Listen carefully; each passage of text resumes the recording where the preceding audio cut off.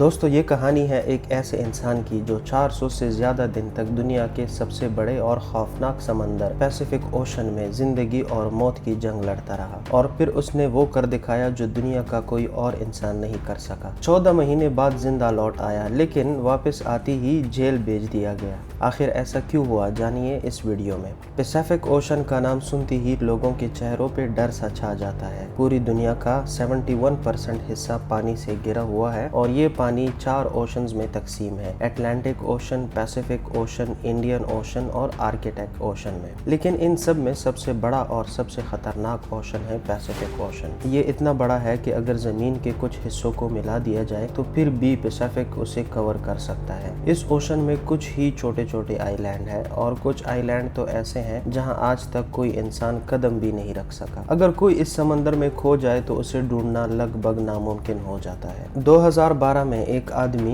जोस Salvador अल्वारेंगा इसी Pacific ocean में गुम हो गया। उसके पास सिर्फ 7 फुट की एक छोटी सी फिशिंग बोट थी, इतनी छोटी कि उस पर सीधा लेटना भी आसान नहीं था। लेकिन जोस ने इस बोट पर 14 महीने यानी 438 दिन गुजार दिए। न सिर्फ जिंदा रहा बल्कि समंदर की बेरहमी का भी सामना किया और एक ऐसा वर्ल्ड रिकॉर्ड बनाया जो आज तक कोई नहीं तोड़ सका। लेकिन जोस ने ये सफर अपनी मर्जी से नहीं चुना, ये उसकी तकदीर थी। बात है 17 नवंबर 2012 की। 36 साल का जोस एक तजुर्बाकार फिशरमैन अपने एक दोस्त इज़ेक्वेल कार्डोबा के साथ फिशिंग के लिए निकलता है। उनकी छोटी सी बोट में एक इंजन और एक छोटा सा फ्रिज था। दोनों ने प्लान किया कि 30 घंटे में वापस आ जाएंगे, लेकिन समंदर ने कुछ और ही सोच रखा था। 120 किलोमीटर दूर समंदर के बीच में जब ये लोग जाल बिछा रहे होते हैं तो अचानक एक भयानक तूफान उनकी तरफ बढ़ने लगता है। वक्त जाया किए बगैर ये लोग जल्दी में जाल छोड़ के वापस मुड़ जाते हैं। बोट को फुल स्पीड पर ले जाते हैं, लेकिन सिर्फ 20 किलोमीटर दूर ही पहुंचे होते हैं कि बोट का इंजन फेल हो जाता है। उनके पास रेडियो होता है और जोस अपनी लोकेशन अपने बॉस को भेजता है, मगर कुछ ही देर बाद रेडियो की बैटरी भी डेड हो जाती है। उसके सामने तूफान था, पीछे किनारा, लेकिन तेज हवाएं और लहरों का जोर उनकी बोट को किनारे से और दूर ले जाता है। बॉस तक मैसेज तो पहुंचता है लेकिन देर हो चुकी होती है। सर्च पार्टी भेजी जाती है, लेकिन छोटी बोट और आंधियां लहरें उन्हें ढूंढना मुश्किल से नामुमकिन बन जाता है। 5 दिन में ही जोस की बोट किनारे से तकरीबन 450 किलोमीटर दूर जा चुकी होती है। उनके पास ना फ्लेयर गन होता है, ना आग जलाने का सामान, सिग्नल देने के लिए कोई भी तरीका नहीं होता। खाना खत्म हो चुका होता है, भूख और प्यास से दोनों परेशान होते हैं। तभी एक पंछी बोट पर आकर बैठता है। वो उसे पकड़ने की कोशिश कर लेते हैं, लेकिन पहली बार वो फेल हो जाते हैं। फिर दूसरा पंछी आता है और वो इस बार उसे पकड़ लेते हैं। इसी तरह वो जिंदा रहने के लिए बोट पर आने वाले परिंदों का शिकार कर लेते थे। समंदर का खरा पानी पीना जहर के बराबर होता है, इसलिए जब बारिश होती थी तो वो प्लास्टिक बोतल्स में पानी जमा कर लेते थे। लेकिन जब बारिश नहीं होती थी तो टर्टल्स का खून पीते थे ताकि प्यास बुझा सके।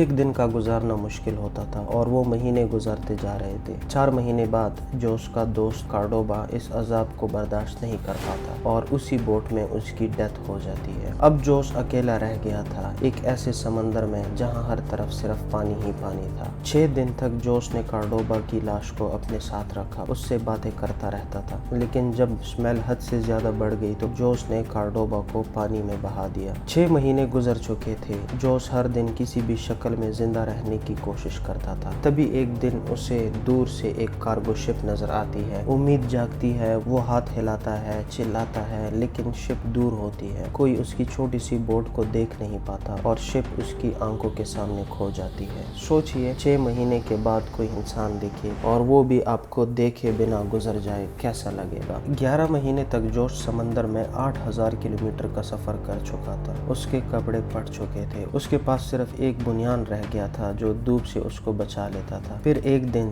30 जनवरी 2014 को उसे कुछ नारियल पानी में तैरते नजर आए। पीछे कुछ परिंदे भी घूम रहे थे। उसका दिल कह रहा था ये किसी आइलैंड के पास होने का निशान है। और फिर दूर से एक आइलैंड नजर आता है। है। आधा दिन का सफर करके वो बोट ले जाता है आइलैंड के करीब और फिर जोश बोट से जंप करके तैरता हुआ जमीन पर पहुंचता है। ये आइलैंड था एबन एटॉल, मार्शल आइलैंड का छोटा सा हिस्सा। ये दुनिया का एक छोटा और तन्हा आइलैंड था, लेकिन जोश के लिए ये जन्नत से कम नहीं था। आइलैंड पर एक आदमी जोश को देखता है। जोश की आंखों में आंसू आ जाते हैं। 14 महीने के बाद किसी इंसान का चेहरा देख रहा होता है। थोड़ी देर में पुलिस आती है। जोश अपनी पूरी कहानी सुनाता है, लेकिन कोई यकीन नहीं करता कैसे कोई 438 दिन समंदर में जिंदा रह सकता है, वो भी बिना खाने के और बिना किसी सहूलियात के। तब जोश ने अपने बॉस को कॉल की, जिन्होंने उसे फिशिंग पे भेजा था। बॉस ने भी उसकी तस्दीक की, हाँ ये मेरा आदमी था जो 1 साल पहले लापता हो गया था। लेकिन अब एक और मसला खड़ा हो गया। जोश वीसा के बगैर दूसरे मुल्क में घुस गया था। कुछ लीगल फॉर्मेलिटीज के बाद उसे मैक्सिको वापस भेज दिया गया। लेकिन कहानी यहाँ खत्म नहीं होती।